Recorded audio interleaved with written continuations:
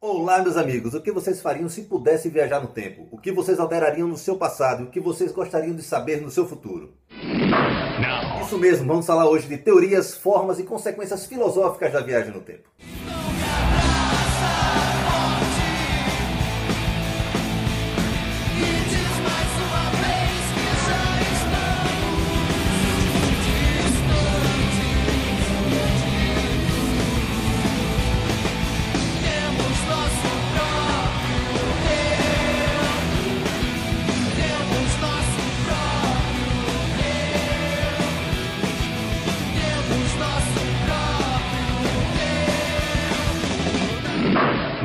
Atualmente, no mundo da ciência, é pacífico que o homem consegue viajar no tempo.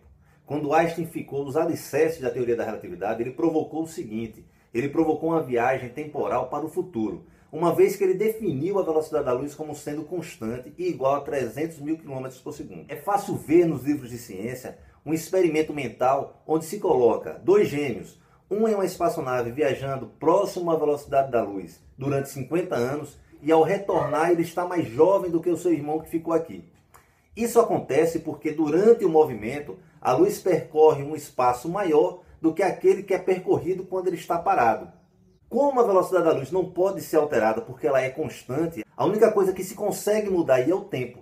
Por isso que a sensação que se tem é que aquela pessoa que ficou viajando próximo à velocidade da luz retorna mais jovem. Mas isso é simplesmente uma consequência da teoria da relatividade. Isso é pacífico. Já foi testado isso com relógios atômicos. Colocando-se um relógio atômico aqui na Terra e outro circundando o planeta em um avião. Quando se retorna, esse relógio que ficou viajando, ele está com algumas casas milesimais, se é que isso existe, mais atrasado do que aquele que ficou na Terra. Mas essa viagem é simplesmente para o futuro. Aquela noção que nós temos nos filmes de que se pode voltar ao passado, se pode ir ao futuro, ainda a gente não tem como definir através de teorias. Mas aí surge em 1915 a teoria da relatividade geral, que incrementa as ideias descobertas na teoria da relatividade restrita aos campos gravitacionais.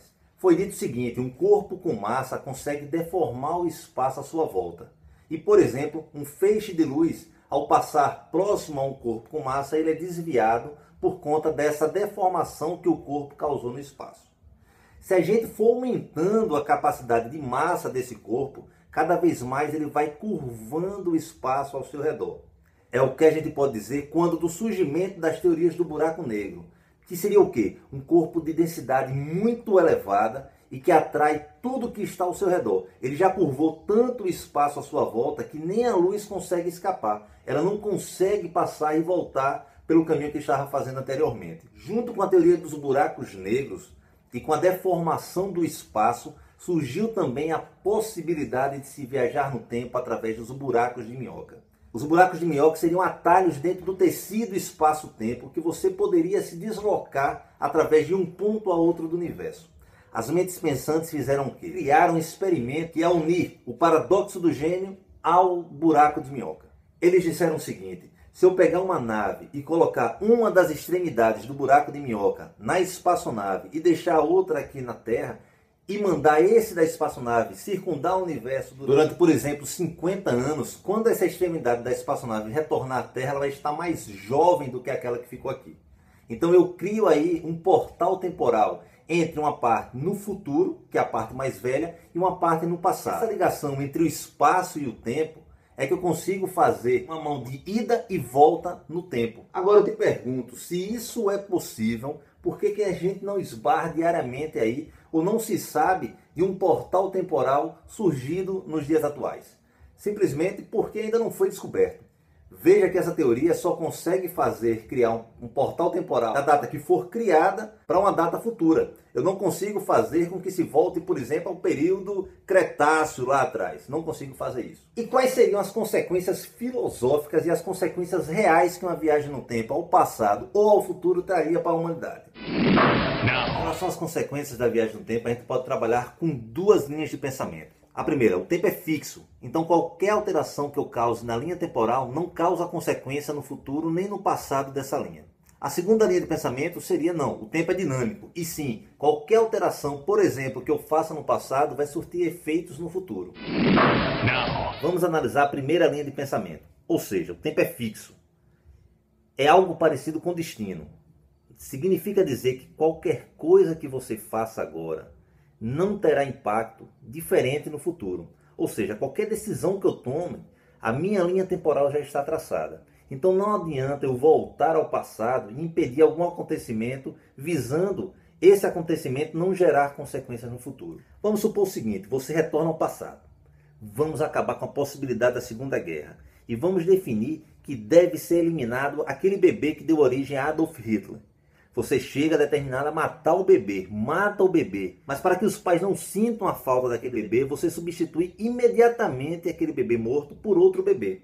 Nessa linha de pensamento, onde o tempo é fixo, simplesmente você trocou os personagens, mas as consequências das ações encaminhadas para aquele bebê não seriam mudadas. Ou seja, aquele bebê iria crescer, se tornar o jovem Adolf Hitler, o Adolf Hitler, e sim teríamos a Segunda Guerra Mundial. Então, a alteração que foi feita no passado não surtiu efeito no futuro. Essa é a primeira linha de pensamento, o tempo é fixo.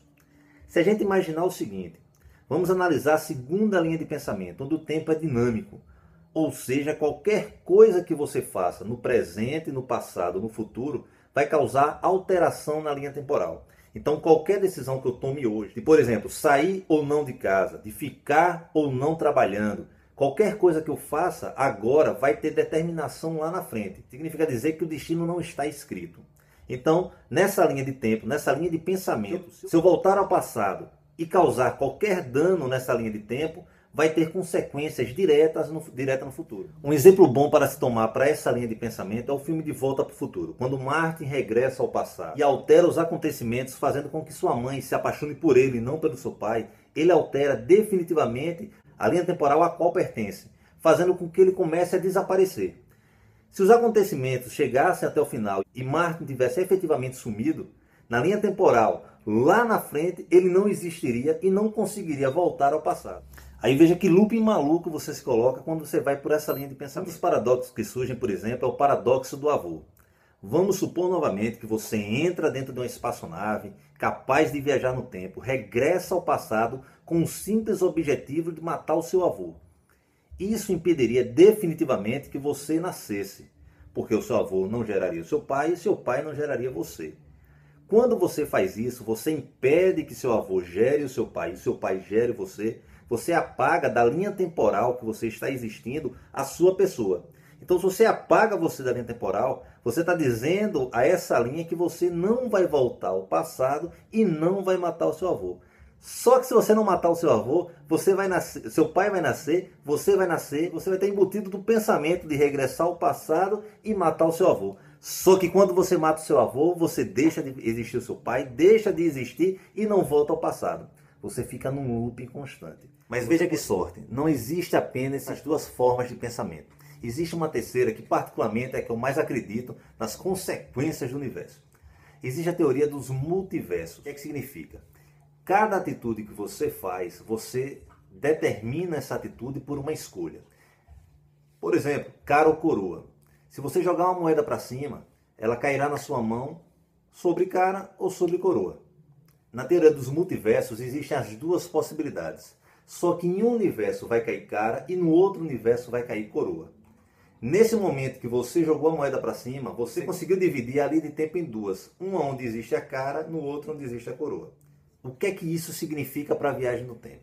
Significa o seguinte, se você voltar ao passado e causar alteração na linha temporal, imediatamente aquela linha onde você causou, aquele ponto na linha onde você causou a alteração, bifurca criando a linha contínua, a linha normal de onde você veio, e uma segunda linha cuja alteração temporal foi feita. Então, quais são as consequências disso? Você voltou, alterou um acontecimento, causou uma bifurcação na linha temporal, sumiu da linha original, deixou de existir naquela linha original e passou a existir em uma outra linha de tempo. Essa teoria diz o seguinte, você não consegue transpor lateralmente de uma linha para outra. Então, quando você faz a sua opção de alterar a linha temporal, você criou duas consequências. Por exemplo, no caso de Martin, quando ele volta ao passado e faz com que sua mãe se apaixone por ele e não pelo seu pai, ele causou alteração bifurcando a linha temporal. Numa dessas linhas, ela sim vai se apaixonar pelo pai de Martin, vai dar origem a Martin, que vai voltar ao passado e alterar os acontecimentos, seguindo a partir de agora numa segunda linha temporal. quando da viagem de Marte em 1985 para 1955, ele deixa de existir nessa linha e passa a existir na segunda linha a partir de 1955. A teoria é muito maluca, mas é muito aproveitado em filmes. Os filmes se aproveitam muito disso. Por exemplo, Star Trek de 2009.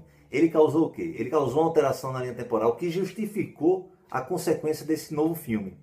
Então todo o universo que surge a partir daquele filme de Star Trek de 2009 não tem nada a ver com o universo passado, porque ele utilizou a teoria dos multiversos. Neil Gaiman é um gênio da literatura, um gênio das histórias em quadrinhos, possui um livro extremamente empolgante sobre esse assunto, não simplesmente em viagem no tempo. Ele apresenta no livro Entre Mundos a teoria dos multiversos. É um livro infanto-juvenil, de fantasia, muito interessante. Você que gosta de física, você que gosta de ficção científica, não simplesmente de física. Não tem muito a ver com física, a matéria, mas você que gosta de ficção científica vai se divertir muito lendo Entre Mundos, de Neil Gaiman. Fica a dica aqui, o livro Entre Mundos, de Neil Gaiman, para você entender um pouco mais da teoria do multiverso. Como na internet existe de tudo, é comum a gente ver por aí fotos de viajantes do tempo. Vídeos, filmes antigos de 1928, 1938, onde aparentemente pessoas falam ao telefone celular. Agora surgiu entre os anos de 2000 e 2001 um figura chamado John Titor. Esse cara, ele se identificou na precoce internet que existia naquela época como um viajante temporal. O que acontece? A partir de 2000 até 2001 ele começou a postar informações, inclusive com o projeto de uma máquina do tempo. E durante as conversas em blogs e fóruns, blogs não existiam na época, em fóruns na internet, ele começou a dizer acontecimentos, começou a dar indicativos de fatos que iriam ocorrer com muita precisão. John Titor, ele fala em uma das conversas, num dos fóruns, que a partir do ano de 2015 acontecerá na Terra uma terceira guerra mundial, onde culminará com a morte de 3 bilhões de pessoas. Será que esse cara é um viajante do tempo e realmente a gente tem que abrir os olhos para o ano de 2015? E você, o que é que você acha? Será que existe essa tal de viagem no tempo? Será que as consequências que a gente provoca na linha do tempo é determinante para o futuro ou não? Estamos determinados e fadados a seguir um determinado destino previamente escrito para a gente. Deixe seu comentário. Me diga o que é que você acha sobre viagem no tempo. Vamos discutir sobre esse assunto. É isso aí, pessoal. Muito obrigado. Valeu. Deixo para vocês o meu abraço. E se você que está assistindo é um viajante no tempo, deixa aí no comentário os números da loteria da próxima semana. Valeu.